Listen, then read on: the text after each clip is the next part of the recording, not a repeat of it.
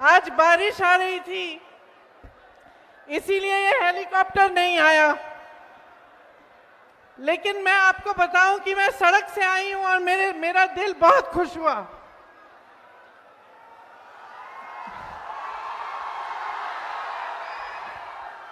ये जो आपकी धरती है ना, बहुत ही सुंदर धरती है। गंगा मैया के साथ साथ सड़क थी, पवित्र धरती है। इसी धरती से महात्मा गांधी जी ने अपना सत्याग्रह शुरू किया अंग्रेजी साम्राज्य के खिलाफ। ये राजा जनक जी की तपोभूमि है, माता मंगला देवी की धरती है।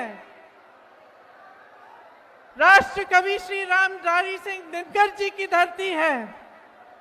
बिहार के केसरी बाबू श्री कृष्ण जी की धरती है। इस धरती को मेरा प्रणाम, मेरा नमन। भाई और बहनों, इस धरती जिसके बारे में हम बात कर रहे हैं, जिसके बारे में मैं आप सबके सामने ये भाषण देने जा रही हूं, इस धरती ने इस देश को बहुत कुछ दिया है। इस देश को आजादी दी है, इस देश को तरक्की दी, इस देश को बड़े बड़े अधिकारी दिए, बड़े बड़े नेता दिए, बड़े लेखक, बड़े कवि दिए। तो आज जो आपकी परिस्थितियां हैं, उसे देखकर हर देशवासी के दिल में ये बात आती है कि इतनी महान धरती है, इसका ठीक तरह से विकास क्यों नहीं हो रहा है? इसकी जनता को आगे बढ़ाने का काम क्यों नहीं हो रहा है? हमारी यहाँ पे जो बहनें बैठी हैं, इनको आगे बढ़ाने का काम क्यों नहीं हो रहा है? जो लड़ाई यहाँ से शुरू की गई, जो महात्मा गांधी जी ने शुरू की, वो हमारे संविधान की लड़ाई थी।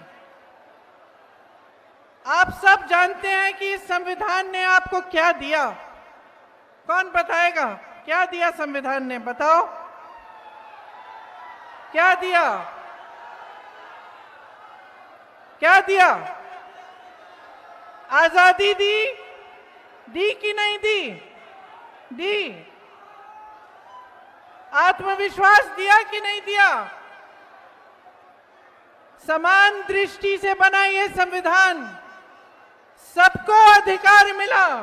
और सबसे बड़ा अधिकार क्या था? आपका वोट।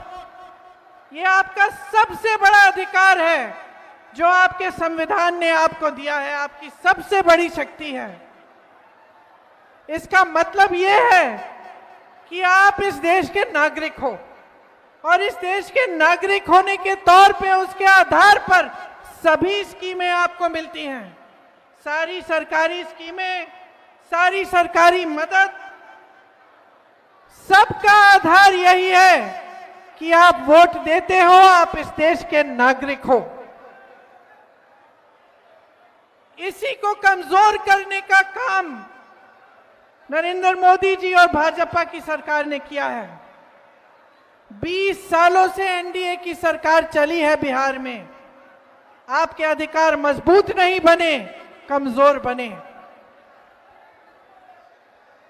आपको समानता की दृष्टि से नहीं देखा गया, आपका वोट खतरे में डाला गया। बांटने की राजनीति की, ताकि मजहब में बैर हो, ताकि जातियों में बैर हो, इसकी राजनीति की। एक झूठा राष्ट्रवाद पूरे देश भर में और यहां पर भी उन्होंने आपको दिखाया। आपका ध्यान भटकाने के लिए कभी कोई मुद्दा उठाया, कभी कोई और मुद्दा उठाया। अभी हाल ही में एसआईआर करवाया, जिससे 65 लाख वोट काटे गए हैं आपके। तो जब आपके 65 लाख वोट कटते हैं, तो इसका मतलब क्या है आपके लिए? कि आपके अधिकार कट रहे हैं, आपको कमजोर बनाया जा रहा है। जितनी भी स्कीमें हैं, जितनी भी सरकारी स्कीम आपको मिलती हैं, जितने भी सरकारी फायदे आपको मिलते हैं सरकारी, वो सब कमजोर बन जाएंगे। तो आपको समझना बहुत जरूरी है कि ये जो SIR है जिससे आपके वोट काटे गए हैं, इससे आपके रोज के जीवन पर क्या असर पड़ेगा। आपके रोज के जीवन में कई ऐसी चीजें हैं जो स्कीम द्वारा आपको मिलती हैं, जो सरकार द्वारा मिलती हैं, उन सबको कमजोर किया जाने का काम है ये। उन सबको आस्ते आस्ते आपके पास पहुंचाने से रोकने का काम है। जब ये बड़े बड़े नेता दिल्ली से आते हैं तो आप यहां बड़े बड़े मंचों में भाजपा के जो नेता हैं, उनके मंत्री, मुख्यमंत्री, अलग अलग प्रदेशों के उनके गृह मंत्री, प्रधानमंत्री जी तो क्या बातें करते हैं? कोई बताएगा मुझे क्या बातें करते हैं?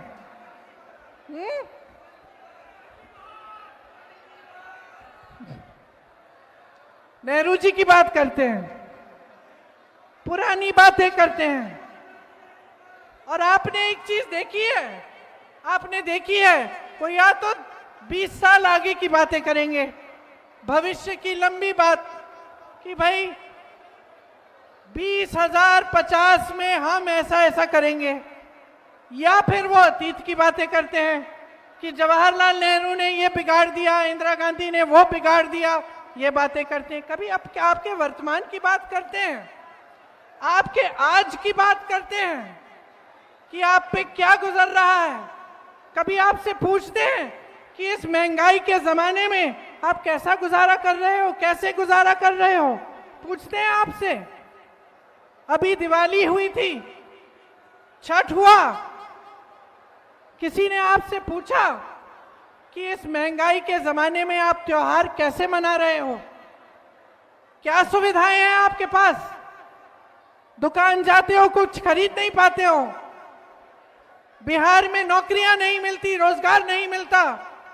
हाथ ऊपर करके बताओ कितनों को यहां पे रोजगार मिलता है? हाथ ऊपर करके बताओ मुझे। नहीं मिलता ना? देश भर में पलायन करना पड़ता है। मैंने केरल से लेकर कश्मीर तक देखा है कि बिहार से पलायन करके लोग जा रहे हैं। कश्मीर में अगर किसी सड़क पे मजदूरी हो रही है, उससे पूछो कहां के हो, बोलेगा बिहार से आया हूं।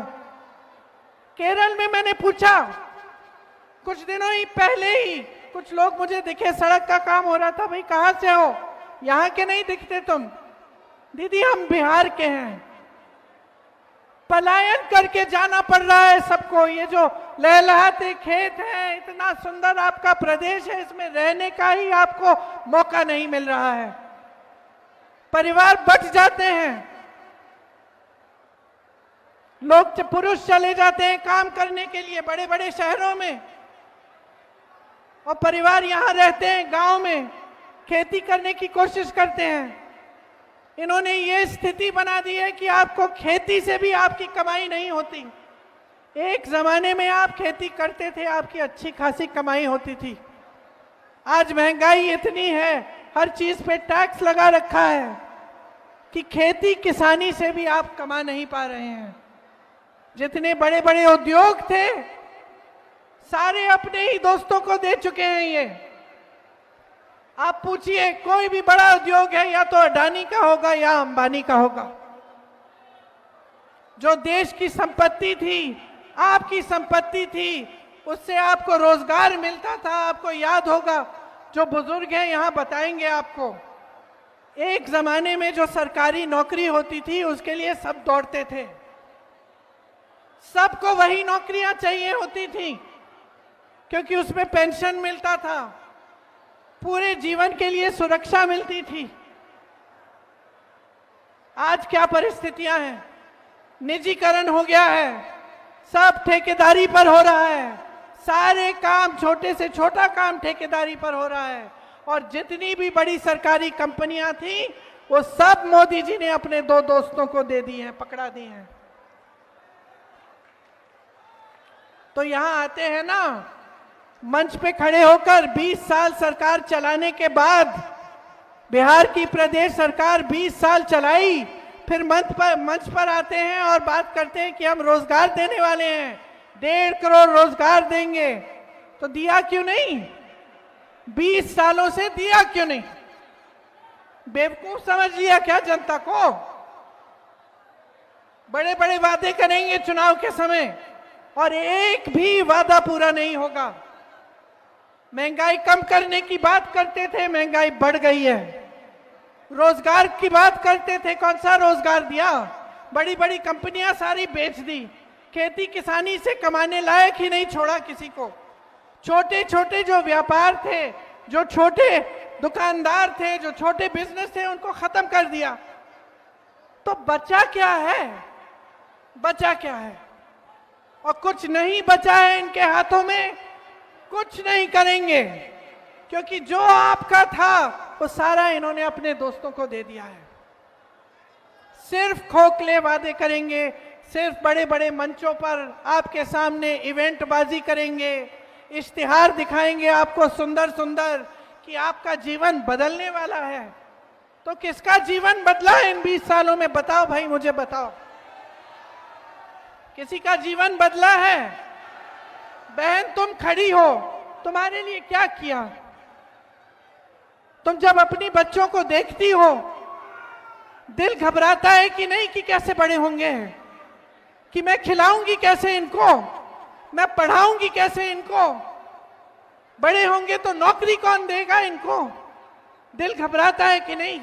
बीमार होते हैं तो दिल घबराता है ना, सोचती हो कि दवा कहां से मिलेगी, मैं डॉक्टर के पास जाऊंगी, प्राइवेट जाना पड़ेगा, और प्राइवेट में जाऊंगी तो इतने पैसे लगेंगे, मैं कैसे इलाज करवाऊंगी? कोई घर में बुजुर्ग होता है तो उसकी देखभाल कैसे होती है? बहन तुम क्या काम करती हो? कुछ नहीं करती, लेकिन घर का सारा काम करती हो ना। सुबह से शाम तक तुम्हें आराम मिलता है? नहीं मिलता ना। यही स्थिति बिहार की हर महिला की है, हर महिला की है, चाहे वो काम करती है चाहे नहीं करती है, चाहे उसका रोजगार हो चाहे ना हो, चाहे वो खेती में सुबह से शाम तक काम ना करती हो, वो घर आती है और सब कुछ संभालती है, अपने बच्चों को संभालती है, उनका देखभाल करती है, बुजुर्गों का देखभाल करती है, सबका खाना परोसती है, ये देखती है कि सबको मिल गया है, सबने खा लिया है, तभी खाती है, तभी सोती है, और फिर भी सुरक्षित नहीं है। फिर भी महिलाओं के खिलाफ अपराध बढ़ चुके हैं, बहुत बढ़ चुके हैं, घबराती है, कहीं जाना है, शाम हो रही है, जा नहीं पाती है, नौजवान है, नौकरी चाहती है, रोजगार चाहती है, मुश्किल में है। तो क्या किया है आपके लिए? 20 साल से सरकार चलाई है और लूटा है, और क्या किया है? झूठे वादे किए हैं, और क्या किया है? मोदी जी कहते हैं डबल इंजन की सरकार चलाएंगे, गलतफहमी में मत होना, कोई डबल इंजन नहीं है, एक सिंगल इंजन है इनका और दिल्ली से चलता है। आपकी कोई सुनवाई नहीं है, लेकिन आपके सीएम की भी कोई सुनवाई नहीं है, नीतीश कुमार जी का कोई आदर नहीं है, उनकी भी सुनवाई नहीं है। आज ये परिस्थिति है बिहार की कि सब कुछ केंद्र से चल रहा है। यहां पे आपके प्रदेश में कौड़ियों के दाम पर जमीन बांटी जा रही है बड़े बड़े उद्योगपतियों को। आपको क्या मिल रहा है? आज आपकी जो परिस्थिति है वो ऐसी है कि अगर आप जागोगे नहीं, अगर आप अपनी किस्मत को, अपने भविष्य को अपने हाथों में नहीं लोगे, तो कुछ नहीं बदलने वाला, कुछ नहीं बदलने वाला। बड़े बड़े नेता आएंगे, वादे करेंगे, भविष्य की बात करेंगे, अतीत की बात करेंगे, आपके वर्तमान की बात नहीं करेंगे। और मैं आपसे ये कहने आई हूं कि ये जो वर्तमान है ना, ये जो आपका आज है, ये आप जी रहे हो। कि सुबह उठ के जब घबराहट होती है कि फिर से रोजगार ढूंढने निकलना है या वापस चले जाना है किसी दूर शहर में जहां अपना कोई नहीं है, जहां अपना कोई नहीं है, लेकिन जाना है क्योंकि यहां रोजगार नहीं मिलेगा। ये जब घबराहट होती है ना, तब कोई नहीं रहता आपका सहारा, कोई नहीं आता। ये मोदी जी, ये अमित शाह जी, ये बड़े बड़े नेता तब नहीं आते आपकी मदद करने के लिए। यहां उन्होंने बिहार की जो परिस्थिति बनाई है, उसमें से अगर आपको निकलना है तो आपको बदलाव लाना पड़ेगा।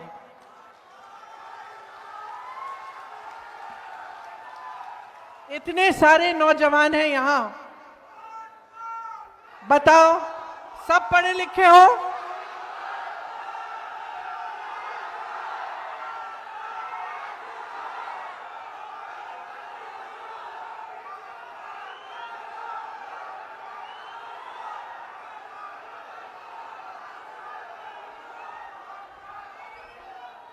आपको मालूम है वोट चोर क्यों हैं ये लोग? क्यों?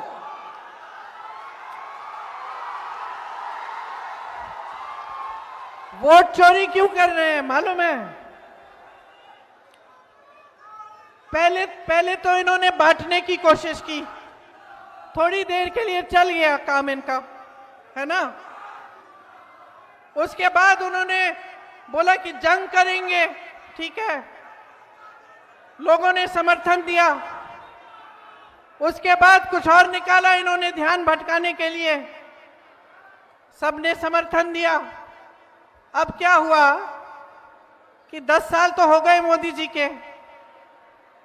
और एक बात है हमारे देश की जनता के बारे में, हमारी देश की जनता जो है ना, उसमें विवेक बहुत है। जनता समझने लग गई है कि ये क्या हो रहा है इसके साथ। ये जो नौजवान है ना, ये समझने लग गए हैं कि ये सारी बातें जो है सिर्फ ध्यान भटकाने के लिए है। कोई इनकी रोजगार की बात नहीं कर रहा है, कोई शिक्षा की बात नहीं कर रहा है, कोई महंगाई घटाने की बात नहीं कर रहा है, कोई उद्योग लगवाने की बात नहीं कर रहा है, सब ध्यान भटका रहे हैं। अब जब जनता जागरूक हो जाती है तो ऐसे नेता जो है ना, जो अपने ही महलों को बनाने में पड़े रहते हैं, जो अपने ही चेहरों को चमकाने में पड़े रहते हैं, ये घबराने लगते हैं। इसीलिए वोट की चोरी कर रहे हैं। ये वोट की चोरी कर रहे हैं क्योंकि ये जानते हैं कि इस देश की जनता जाग चुकी है। अब ये सब कोई बर्दाश्त नहीं करेगा, कोई बर्दाश्त नहीं करेगा। ये जो नौजवान यहाँ खड़े हैं, शिक्षित हो कि नहीं हो, बताओ कितनों की कितने नहीं शिक्षित हो, लेकिन बेरोजगार हो। और जब नियुक्तियों की बारी आती है, टाइम आता है कि इम्तिहान दोगे नौकरी के लिए, तो क्या होता है? पेपर लीक होता है, घोटाला होता है, वहां भी चोरी होती है। हर जगह घूस है, हर जगह चोरी है, हर जगह भ्रष्टाचार है। जहां देखो एक सड़क नहीं बनती है बगैर भ्रष्टाचार के, एक पुल नहीं बनता है, एक खंबा नहीं लगेगा बिजली का बगैर भ्रष्टाचार के। और इनकी ये हिम्मत है कि आपके सामने आकर ये भविष्य की बातें करते हैं, अतीत की बातें करते हैं। चलिए करें, अतीत की बातें करते हैं। मैं भी करती हूं अतीत की बात। ये जो विकास हुआ ना, ये कारखाने लगे, किसने लगवाए? कांग्रेस पार्टी ने लगवाए। ये कांग्रेस पार्टी ने लगवाए। जो IIM है, IIT है, एम्स है, किसने बनवाए? जवाहरलाल नेहरू ने बनवाए। अगर अतीत पे हम बात करें तो इनकी बोलती बंद हो जाएगी, लेकिन हम अतीत की बात नहीं करते, हम वर्तमान की बात करते हैं, हम आपके आज की बात करते हैं। और हम चाहते हैं कि इस देश का एक एक नौजवान, इस देश की एक एक बेटी खड़ी हो, अपने अधिकार को अपने हाथों में ले और इस देश के निर्माण में भागीदार बने। राहुल गांधी जी जाति जनगणना की बात क्यों करते हैं? सामाजिक समानता की बात क्यों करते हैं? सामाजिक न्याय की बात क्यों करते हैं? क्योंकि आज भी पूरी तरह से प्रतिनिधित्व नहीं है पिछड़ी जातियों का, अति पिछड़ी जातियों का, दलितों का, अल्पसंख्यकों का। पूरी तरह से प्रतिनिधित्व नहीं है। और जितनी आबादी है उतना प्रतिनिधित्व नहीं है। तो वो चाहते हैं कि सामाजिक न्याय हो, कि जाति जनगणना हो। आपको मालूम है कि जब उन्होंने जाति जनगणना की बात शुरू की तो मोदी जी से लेकर भाजपा के छोटे से छोटे नेता ने विरोध किया। फिर पिछले चुनाव में उनको लगा कि जनता का समर्थन तो है, क्योंकि जो चुनाव का नतीजा था वो उनकी खुशी के लायक नहीं था। उनको पता चला कि यहां तो कुछ बदल रहा है। तो फिर उन्होंने कहा कि चलो बिहार में भी जाति जनगणना करते हैं। फिर क्या हुआ? ठंडे बस्ते में डाल दिया गया। गए कचहरी, ऑर्डर निकलवाया और ठंडे बस्ते में डाल दिया। और वही जाति जनगणना कांग्रेस ने तेलंगाना में कराई और उसके तहत वहां पे सारा काम हो रहा है।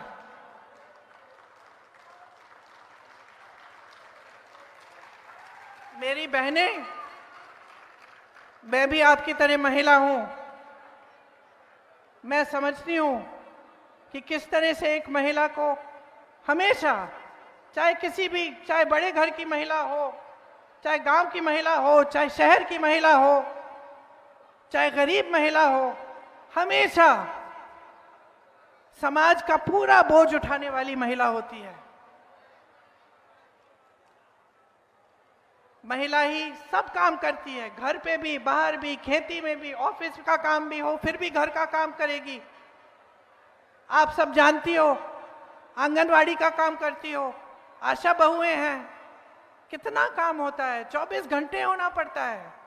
किसी की डिलीवरी हो रही है, बीच रात में आपको फोन आएगा, आपको जाना पड़ेगा, आपको बुलाया जाएगा। इतना मुश्किल है जीवन, इतना संघर्ष है जीवन में। तो आप मुझे बताओ, 20 सालों से सरकार रही है, वहां मोदी जी ने अपने रिमोट कंट्रोल से चलाई है। आपके लिए क्या किया? और अब चुनाव आने वाला है तो ऐलान कर दिया कि लो 10,000 रुपए लो। क्या मतलब है इसका? क्या मतलब है इसका? कि जब आपसे फायदा लेना है, तो आपके लिए स्कीम निकाली जा रही है।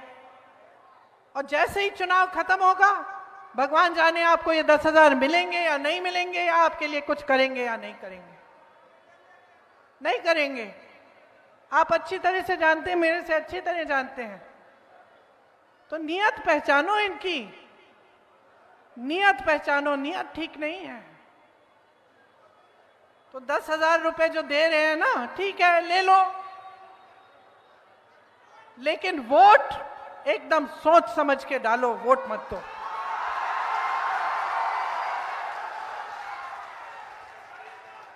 वोट मत खरीदने दो। आत्मसम्मान है तुम्हारा, तुम इस देश की नारी हो, आत्मसम्मान है तुम्हारा। जो तुम झेलती हो ना, कोई नहीं झेलता, कोई नहीं झेलता। ये जितने भी खड़े हुए हैं यहां पे पुरुष, इनको पता भी नहीं है कितना झेलते हो। आत्मसम्मान है तुम्हारा, गर्व है तुम्हारा अपना, कि इस देश की जो नई पीढ़ी है उसकी परवरिश तुम करती हो, उसे बड़ा तुम करती हो। चाहे कुछ भी हो जाए, कितने भी संघर्ष करने पड़े, जितनी भी तुम्हें उसके लिए जो भी करना पड़े तुम करोगी, लेकिन उस नई पीढ़ी को तुम आगे बढ़ाओगी, किसी ना किसी तरह से शिक्षित करोगी। मैंने यूपी में देखा है, गांव की महिलाएं थी, खुद शिक्षित नहीं थी, क्या क्या संघर्ष किए उन्होंने अपनी बेटियों को पढ़ाने के लिए। इसीलिए आत्मसम्मान है आपका। ये पूरा समाज जो है, ये पूरा देश जो है, इसको आप जीवित रखती हैं, इसको आप मजबूत रखती हैं, इसकी परवरिश आप करती हैं। इसीलिए अपने अधिकारों को अच्छी तरह से समझ लो, अच्छी तरह से समझ लो। आज मैं भी आपके सामने खड़ी हूं, वादे करूंगी, मैं भी बताऊंगी कांग्रेस क्या करेगी। अगर नहीं किया कांग्रेस में ने तो बदल देना उसके बाद, क्योंकि हमारे लिए आप ज्यादा महत्वपूर्ण हो।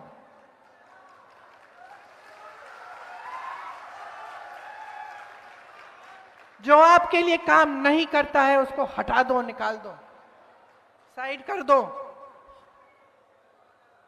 और जो मैं कह रही हूं उसको ध्यान से सुनो बहनों, ध्यान से सुनो।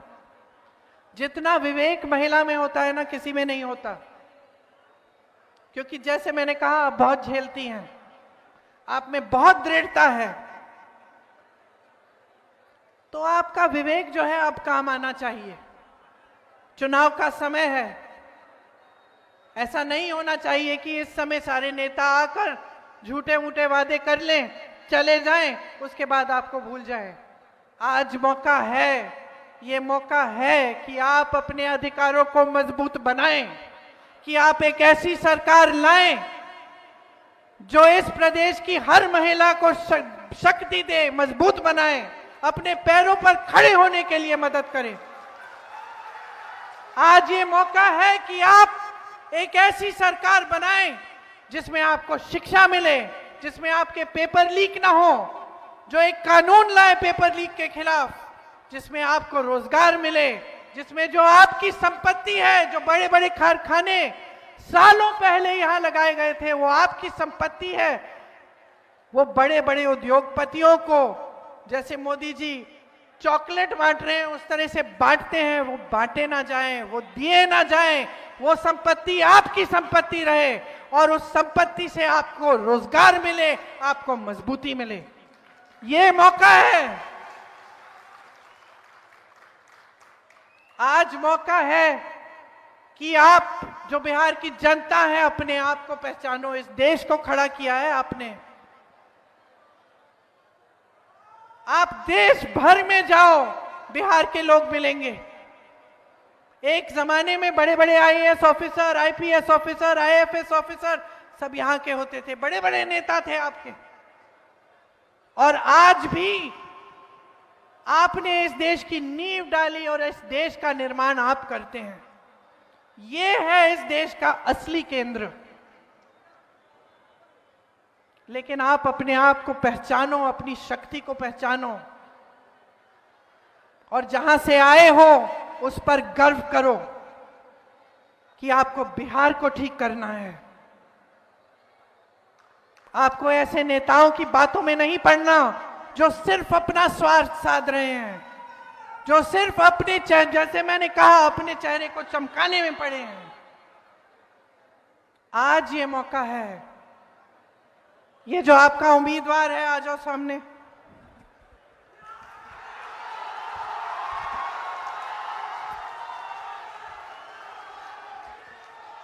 नाम क्या है बताओ? गरीबदास, गरीबदास, गरीबदास। ये नौजवान है, आप में से एक है, आपको समझता है, आपके लिए संघर्ष करेगा, आपके लिए लड़ेगा और आपके अधिकारों को आपके हाथों में देगा। जो महागठबंधन है, हमारा जो महागठबंधन है, वो चाहता है कि आप मजबूत बने, कि बिहार की जनता को शक्ति मिले। और इसलिए हमने आपके लिए कई ऐसी स्कीम तैयार की है। सुनिए मेरी बहनें, विधवा, दिव्यांगजन, वृद्ध और वृद्ध पेंशन 1500 प्रति माह दिया जाएगा और हर वर्ष इसमें 200 रुपए की बढ़ोतरी होगी। भूमिहीन परिवारों को मकान हेतु 3 से 5 डिसमिल जमीन दी जाएगी। इसका मालिकाना हक मेरी बहनों तुम्हारा होगा। माई बहन मान सम्मान योजना द्वारा 2500 रुपए प्रति माह सीधे महिलाओं के खाते में जाएंगे।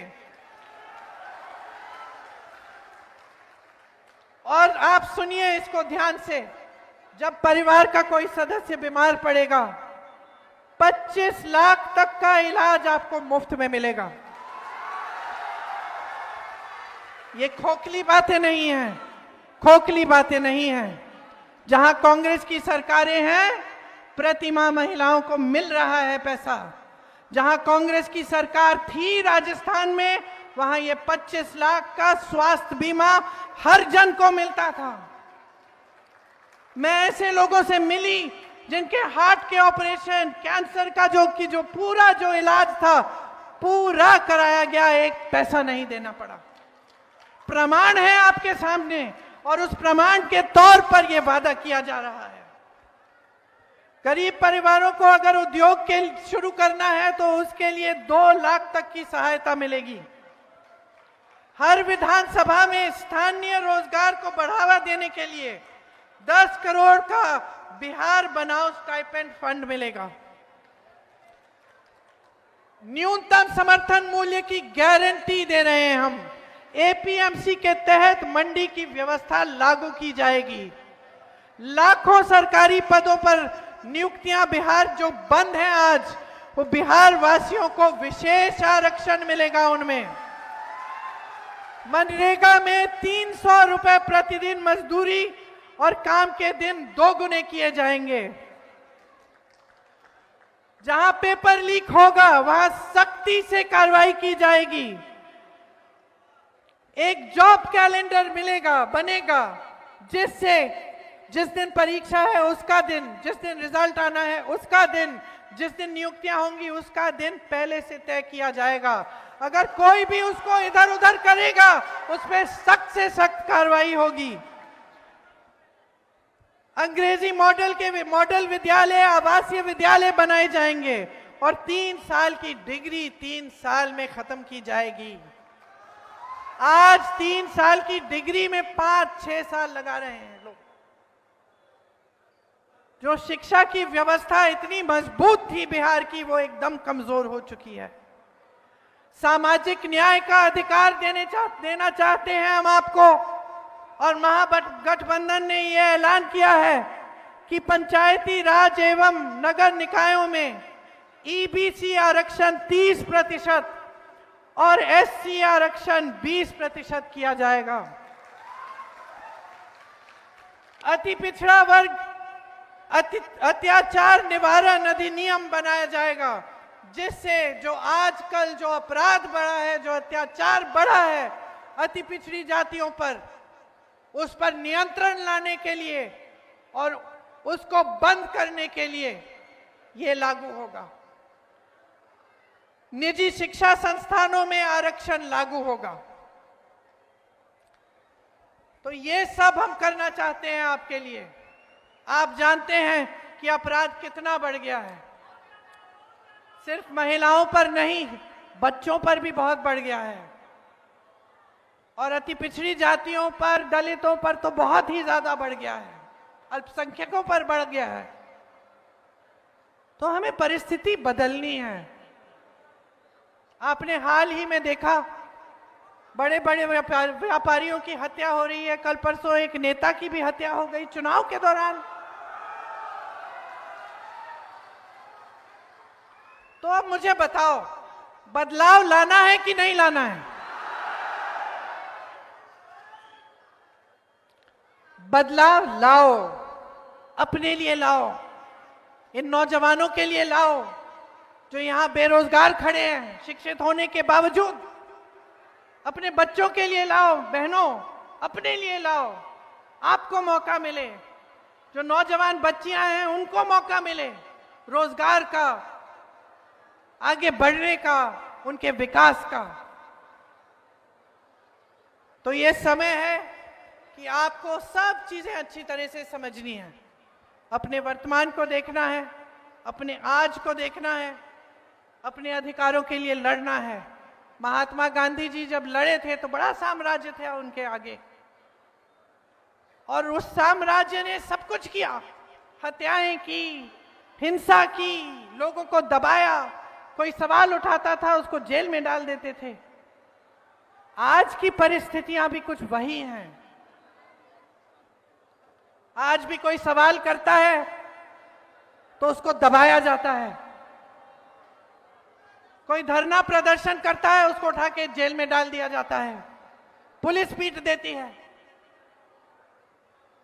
आज भी जिस तरह से अंग्रेजों ने लोगों को दबाकर राज किया, आज भी वोट चोरी क्या है? लोगों को दबाने का नया तरीका है। वोट चोरी करते हैं, बार बार चुनाव जीतते जाते हैं और लोगों को दबाकर सारी संपत्ति अपने बड़े बड़े मित्रों को दे देते हैं। तो आज भी वही लड़ाई है बहनों और भाइयों, सच्चाई की लड़ाई है, आपके अधिकारों की लड़ाई है, इस देश की लड़ाई है जिससे हम सब प्यार करते हैं। इस देश जिसने आपको बनाया और जिसको आपने बनाया। आपने इस देश का निर्माण किया अपने खून पसीने से। आपके पूर्वज लड़े इस देश की आजादी के लिए, आज फिर से अपनी आजादी के लिए लड़ो, इन लोगों से आजादी लो,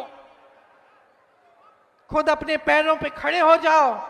और हम तैयार हैं, सरकार बनाएंगे, आपके लिए काम करेंगे, संघर्ष करेंगे, आपके लिए समर्पित रहेंगे, आपको मजबूत बनाएंगे, आपको पूरी शक्ति देंगे। तो गरीबदास जी को खूब भारी बहुमत से जिताइए, अपना भविष्य मजबूत बनाइए। एक बार जोर से बोलो,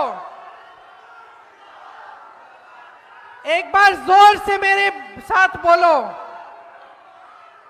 एक नए बिहार के निर्माण के लिए, एक नए बिहार के निर्माण के लिए बिहार की धरती को जय बोलो, जोर से जय बोलो, जोर से जय बोलो एक और बार।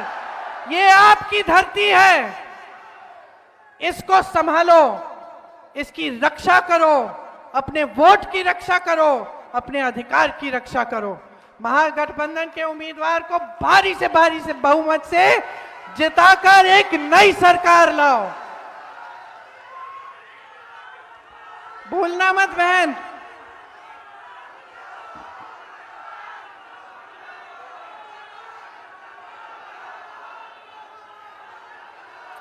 जय हिंद, जय हिंद, जय हिंद।